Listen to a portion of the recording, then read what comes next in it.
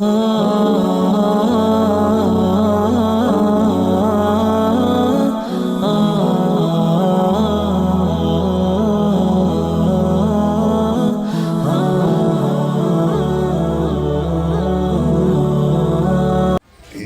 لله نحمده ونستعينه ونستغفره ونعوذ بالله من شرور انفسنا ومن سيئات اعمالنا من يهده الله فلا مضل له ومن يضلل فلا هادي له واشهد ان لا اله الا الله وحده لا شريك له واشهد ان محمدا عبده ورسوله أرسله بالحق بشيرا ونذيرا.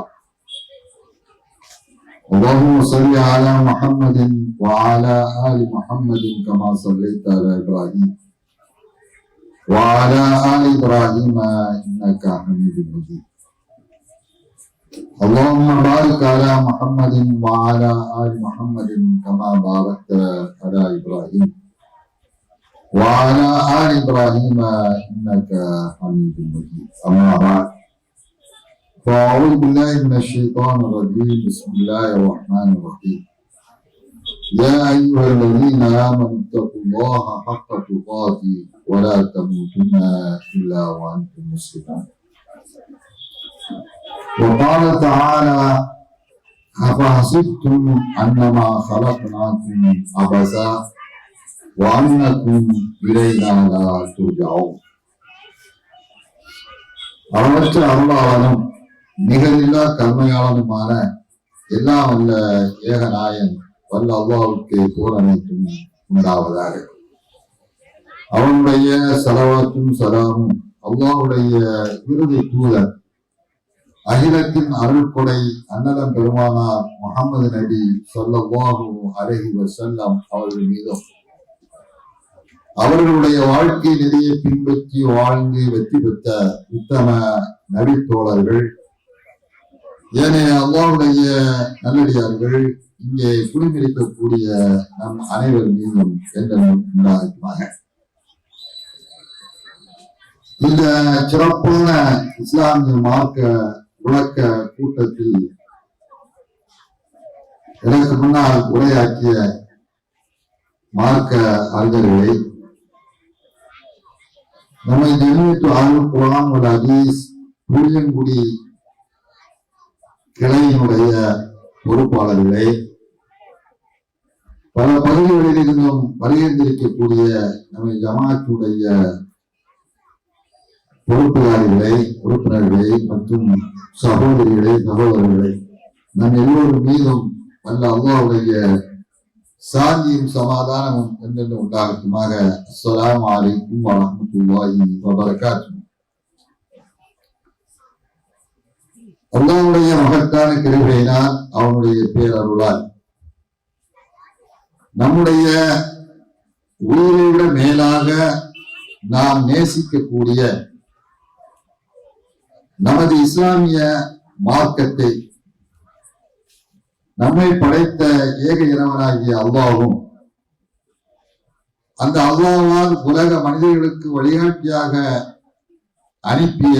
அனுப்பப்பட்ட இறை தூதர் முஹம்மது நபி ஸல்லல்லாஹு அலைஹி வஸல்லம் அவர்களும் காண்பித்து தந்த அந்த மார்க்கத்தை அதனுடைய தூய்மையான வடிவிலை தெரிய வேண்டும்.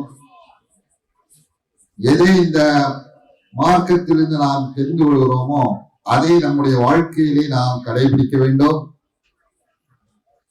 நாம் எதை நம்முடைய வாழ்க்கையிலே செயல்படுத்துகிறோமோ, எதை தெரிந்திருக்கிறோமோ அதை நாம் அல்லாத பிற மக்களுக்கும் கொண்டு போய் சேர்க்க வேண்டும் என்ற உயர்ந்த நோக்கத்தோடுதான் இந்த சிறப்பான நிகழ்ச்சி இந்த புளியங்குடி நகரிலே இந்த பகுதியிலே ஏற்பாடு செய்யப்பட்டு நடைபெற்றுக் கொண்டிருக்கிறது. அல்ஹம்துலில்லாஹ். இப்படி ஒரு கூட்டத்தை நம்மை ஜமாஅத்து சார்பாக மிக சிரமப்பட்டு மிக உழைத்து இந்த பகுதியில் உள்ள சகோதரர்கள் இதை ஏற்பாடு செய்வதனுடைய நோக்கத்தை நாம் நன்றாக புரிய வேண்டும். எனக்கு முன்னால் பேசியவர்களுக்கு சொல்லி காண்பித்தார்கள்.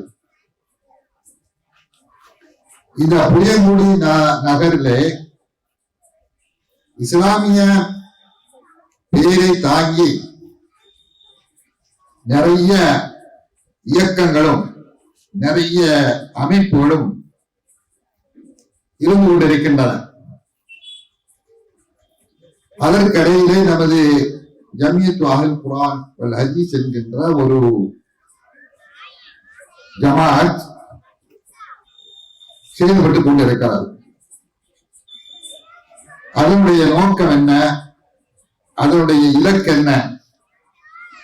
மற்ற ஜமாத்துகளை போன்று நாமும் ஒரு இயக்கமாக ஒரு அமைப்பாக நாம் செயல்படுகிறோமா, அல்லது நமக்கு இந்த ஜமாத்துக்கு பின்னால் ஒரு உயர்ந்த இலக்கு இலட்சியம் இருக்கிறதா என்பது இங்கே சுட்டி காட்டப்பட்டது. அன்புக்குரியவர்களே, இன்றைய கால சூழ்நிலையில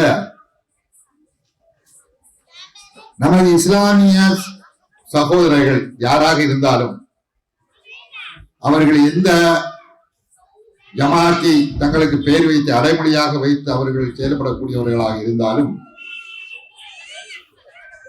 எல்லா சகோதர சகோதரிகளும் இந்த இஸ்லாமிய மார்க்கத்துல அங்க வகிக்கக்கூடிய எல்லா சகோதர சகோதரிகளும் அவர்கள் விரும்புவது நாம் இந்த உலக வாழ்க்கையிலே வெற்றி பெற வேண்டும். இந்த உலகத்தை விட்டு நாம் சென்ற பின்னால் மறுமையிலையும் வெற்றி பெற வேண்டும். இந்த உலகத்துல நாம் என்னென்றைக்கும் நிரந்தரமாக வாழ வந்தவர்கள் அல்ல. ஒரு நாளைக்கு நாம் மரணித்து ஆக வேண்டும். அதுல மாற்று கருத்தே கிடையாது. இந்த உலகம் தோன்றி இவ்வளவு காலம் ஆகிறது. எத்தனாயிரம் கோடி மக்கள் வந்தார்கள், சென்றார்கள், வருகிறார்கள், சென்று கொண்டே இருக்கிறார்கள். இதுதான் இந்த உலக வாழ்க்கையினுடைய நியதி. அப்படிப்பட்ட இந்த உலக வாழ்க்கையிலே இஸ்லாமியர்களாகிய நாமும் ஒரு சிறுபான்மையினராக இருக்கக்கூடிய நாமும் இந்த உலகத்தில் வாழ்ந்து கொண்டிருக்கிறோம். ஆனால் நம்மை பொறுத்தவரையிலே, இஸ்லாமியர்களாகிய நம்மை பொறுத்தவரையில் நாம் ஒரு மகத்தான ஒரு லட்சியத்தோடு வாழ்ந்து கொண்டிருக்கிறோம். மற்ற மனிதர்களை போன்ற அல்ல. இன்றைய உலகத்திலே எத்தனையோ மதத்தை சார்ந்தவர்கள் இருக்கிறார்கள், எத்தனையோ மதங்கள் இருக்கின்றன. அந்த மதத்தின் பெயரால் சடங்கு சம்பிரதாயங்கள் இருக்கின்றன. கடவுளர்களை கற்பித்து அந்த மக்கள் தங்களுக்கு விருப்பமான கடவுளர்களை பூஜித்துக் கொண்டிருக்கிறார்கள். இன்றைக்கு இந்தியாவை நம்ம எடுத்துக்கொண்டோமானால் 3000க்கு மேற்பட்ட கடவுளர்கள் இருக்கிறார்கள். அதெல்லாம் சொல்லப்படுகிறது. இப்படி ஆளுக்கு ஆளு கடவுளர்களையும் சாமிகளையும் அவர்கள் வழங்கிக் கொண்டு அதை திருப்திப்பட்டுக் கொண்டு வாழ்ந்து கொண்டிருக்கிறார்கள். இதையெல்லாம் நாம் கண்கூடாக பார்த்து கொண்டு இருக்கிறோம் இந்த உலகத்துல. அது இந்த புளியங்குடி ஆனாலும் சரிதான், தமிழகத்திலே எந்த பகுதியானாலும் சரிதான், எல்லோரும் நாம் கலந்து வாழ்ந்து கொண்டிருக்கிறோம். ஒவ்வொருவரும் அவர்களுடைய சித்தாந்தம், அவர்களுடைய நம்பிக்கை, அவர்களுடைய கடவுள் கொள்கை, இப்படித்தான் வாழ்ந்து கொண்டிருக்கிறார்கள். அதுல முஸ்லிம்களும் இன்றைக்கு வாழ்ந்து கொண்டிருக்கிறோம். முஸ்லிம்களை பொறுத்தவரையில அவர்கள் இந்த உலகத்தை, இந்த உலக வாழ்க்கையை மையமாக கொண்டு அவர்களுடைய வாழ்க்கையை அமைக்கவில்லை. இந்த உலகம் என்றைக்கும் நிலைத்திருக்கும். நம்ம இந்த உலகத்துல வாழ்வதற்காக வேண்டி வந்தவர்கள். எனவே எந்தெந்த வகையில் எல்லாம் இந்த உலக சிற்றின்பத்தை அனுபவிக்க முடியுமோ அந்த அளவுக்கு நம்ம அனுபவிக்க வேண்டும். இதற்கு பின்னால் ஒரு வாழ்க்கை கிடையாது. என்ற கொள்கை உடையவர்கள் அல்ல இஸ்லாமியர்கள். மற்றவர்களை பொறுத்தவரையில அவர்களில் அதிகமானவர்களும் இந்த உலக வாழ்க்கை தான் உண்மையானது, இதுதான் யதார்த்தமானது.